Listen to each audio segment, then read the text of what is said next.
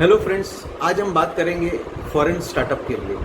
अगर किसी को भी फॉरेन में कोई कंपनी खोलनी हो, कोई स्टार्टअप चालू करना हो, तो उसको ओडीआई रूल्स का ध्यान रखना होता है। ओडीआई रूल्स मतलब ओवरसीज डायरेक्ट इन्वेस्टमेंट। फेमा के अंदर ओडीआई है और अगर आप फेमा फॉलो नहीं करते हैं तो आप उसकी पेनल्टी लग सकती है।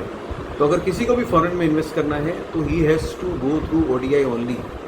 अब मैं आपको बताऊंगा कि ओडीआई में क्या होता है।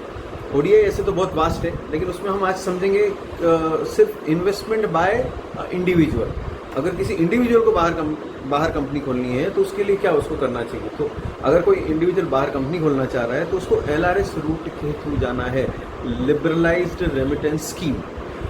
आरबीआई आपको अलाउ करता है $250,000 बाहर लेके जाने के लिए। तो अगर आपको कोई भी कंपनी बाहर खोलनी है तो आप एक साल में $250,000 बाहर लेके जा सकते हैं। उतना आप इन्वेस्ट कर सकते हैं विदाउट एनी परमिशन। तो this is called automatic route. अगर इससे ज़्यादा आपको इन्वेस्ट करना है किसी कंपनी में तो आपको परमिशन लेनी होती है, जिसे कहते हैं अप्रूवल रूट। तो अगर आप 2,50,000 के अंदर आप यूएसडी बाहर लेके जाते हैं इन्वेस्ट करने के लिए तो आप लेके जा सकते हैं विदाउट एनी अप्रूवल। उससे ज़्यादा लेके जाना है तो आपको परमिशन लेनी पड़ेगी। और ये सब करने के बाद अगर आप बाहर फॉरेन में कंपनी खोल लेते हैं, उसके बाद आपको यहाँ पे इंडिया में आरबीआई के कुछ रूल्स हैं वो फॉलो करने होंगे। आपको यहाँ पे इंडिया में कुछ फॉर्म्स हैं आरबीआई के पोर्टल पे, वो भरने होंगे। जैसे है फर्स्ट होता है फॉर्म एफ सी जो होता है वो ओडीआई फॉर्म है कि आपने इन्वेस्ट किया है तो उसकी इन्फॉर्मेशन आपको गवर्नमेंट को देनी होती है अंडर फेमा। फिर फॉर्म एफ सी भरने के बाद अगर आपका वहाँ से शेयर्स मिलते हैं तो वो शेयर्स भी आपको यहाँ लाके उसकी कॉपी यहाँ पे जमा करनी होती है विदिन 6 मंथ्स। और उसके बाद थर्ड होता है कि जब आपकी कंपनी का 1 साल पूरा हो जाता है ईयर एंड के बाद, उसके बाद नेक्स्ट दिसंबर के पहले आपको उसका एपीआर भी करना होता है।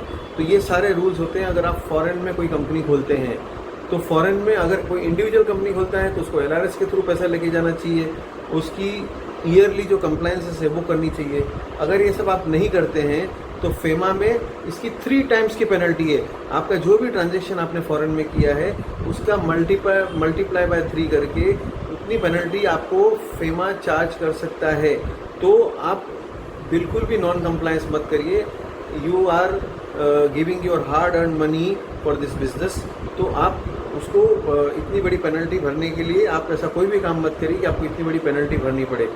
तो आप प्रॉपर कंप्लायंस करिए। अगर आप टाइम पे कंप्लायंस करेंगे तो बहुत ज़्यादा मुश्किल नहीं है, बहुत इजीली आप ये सारे कंप्लायंसेस कर सकते हैं। Thank you very much.